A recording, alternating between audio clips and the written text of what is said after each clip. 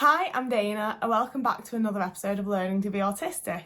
This series is all about figuring out who I am as an autistic person, how to live a happy autistic life and hopefully help some other people out along the way who are trying to do the same thing, hopefully spreading some understanding to people who otherwise wouldn't understand what autism is, and just generally trying to help out myself and other people a little bit. So I'll link the first episode up here. And we can get into today's, because today I want to talk about self-created barriers. I can't think of a better term for it. And it's entirely inspired by these comments that I keep getting. I say I keep getting them, I've had like 3. And I delete them like pretty much straight away, because whether or not the people writing them mean to come across as rude, they come across as really, really rude. Now, these comments tend to start with the person telling me that they're older than me, because obviously that means that they know so much more all the time, no matter what. And then they go on to explain how their life is so much better than mine, and it's actually exactly what I'm aiming for, because they have a job and they have a car, they've bought a house, you know, they're doing okay for themselves. And like, good for you, buddy, but I'd like a bit more context first of all if you're gonna like start coming at me like this. Like, did your parents help out? What support you got? You know, there's a lot more to it. But anyway, they then round off by saying that the reason I don't have these things and the reason I'm not living their life is because I just decided that I can't do these things. I've just decided that I can't possibly do any of this. And that's why I'm not doing it. And you're wrong. You're massively, massively wrong. And it's very, very frustrating to get comments like this, because I do my best to explain why I've put these barriers and boundaries in place, if that's what they even are. And yet, I feel like you're not watching the video, I feel like you're not listening to what I'm saying, I feel like you're not understanding the positions that I'm in and the context and the general like situation of my life, which is fine. You can't understand everything about me from a few videos, like it's just not possible. I don't put everything out there, you know, there's a lot of things that I don't talk about, and there's a lot of, you know, it's just never gonna happen. No one's ever going to be 100% understood online. And I also want it to be understood that I'm not attacking these people. I'm sure your comments were meant to help me. I think most comments that I get are meant to be helpful or insightful or start a discussion. I don't think anyone's a hater, you know. But I do find these comments very, very frustrating, and I find what you're saying very frustrating. And I'll be honest, it is probably a bit of a trigger point for me, because I think that a lot of autistic people will have grown up like this, in that all through school and most of my like younger adult life, I was consistently told by people, you just need to try harder, you just need to try more, you've just got to try a bit harder, you've got so much potential, you're so smart, you're so this, you're so that, you just need to try more. And I'd be sat there quite often in literal tears, because I didn't know how to try any fucking harder than I was. To already be putting 100% effort into the point where you feel like you're gonna burn out any second, and be told that you still need to put yet more effort in, it's frustrating, and it feels like a massive knockdown. I've definitely lost a lot of self-esteem through it. It feels like everyone knows that you should be better than you are because everyone else manages it, but you're not. You're not managing it, and you're not as good as everyone else is. And it's real fucking shitty. To be honest with you, it's really shitty. However, especially in context of autism and the barriers that I put in place as an autistic person and the things I say I can't do, they are boundaries for self-protection, you know? This isn't me saying I can't do it because I don't fancy it. This isn't me saying I can't do it because I've decided that I can't. These are boundaries that I'm put in place because I've experienced this stuff already. You know, to give a direct example, I've said before in videos, I think, that I cannot do warehouse work again. I cannot do it. I did 3 days at Amazon, and I can't do warehouse work again. And to the people that write these comments and the people who have this opinion, they'd be like, well, why not?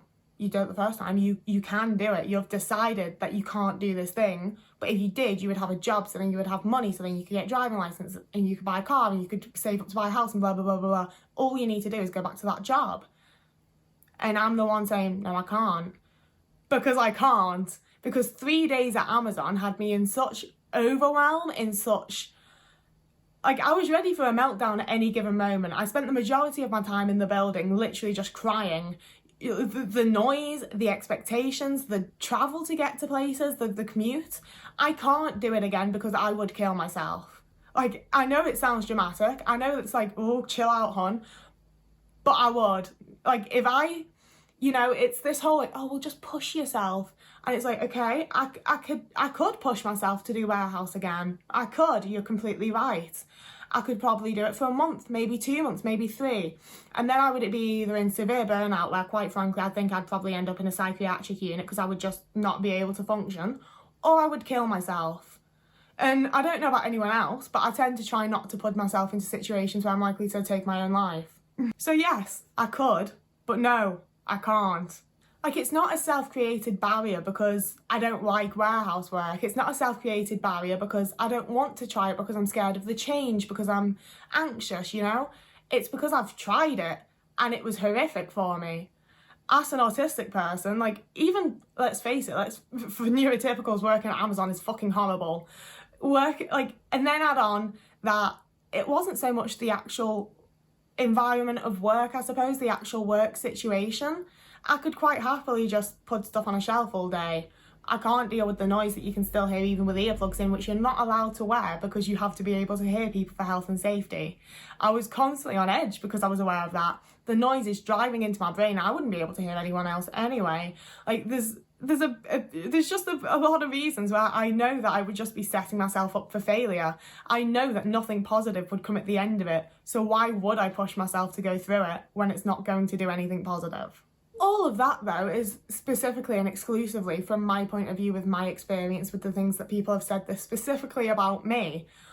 However, like, as always, I do try to come at things from multiple perspectives. I don't intend, like, obviously it is just my perspective because it's just me here in this video, hello. But I do try to look at things from other places. And I do understand that, although, you know, I might just be really defensive, I'll give you, maybe I'm talking bullshit. But I think that when you take into consideration that all autistic people are different, and, you know, we're all in different situations, we're all in different places in life, blah, blah, blah, blah, blah, there's going to be some people who are limiting themselves through saying, oh no, I can't do that because I'm autistic, you know? And when you get into that place, if you're in that situation, you are going to be limiting yourself. You're not going to be putting yourself into experiences that you can learn further from. You're not going to be having life experiences in general for the most part, most likely. It's, you know, you're going to end up stuck if you don't try new things, if you don't push yourself to do new things that maybe scare you or make you anxious, or that you're not sure how they're going to go. If you don't do those things, you end up stuck, you end up static, you're not going to get the things you want, you're not going to move on anywhere. Everything's just going to stay the same forever, which, as an autistic person, does sound kind of nice, I'll give you. But if you're not already in a situation in life that you're happy with, you don't want to stay stuck in it, which means that you do have to do things you maybe think you can't do, or that you know will be a struggle, which is where I think it's important for me to make the distinction, because you know, there might be somewhere if you troll back through my videos, but as far as I'm aware, and as far as my intentions go, I try not to say I can't do X because I'm autistic. It's, I can't do warehouse work again because my sensory issues make it incredibly overwhelming and just about impossible for me. It's not because I'm autistic that I can't do certain things, it's because of the things that come along with being autistic. And I just don't think that there's anything wrong with protecting myself a little bit, looking after myself, you know?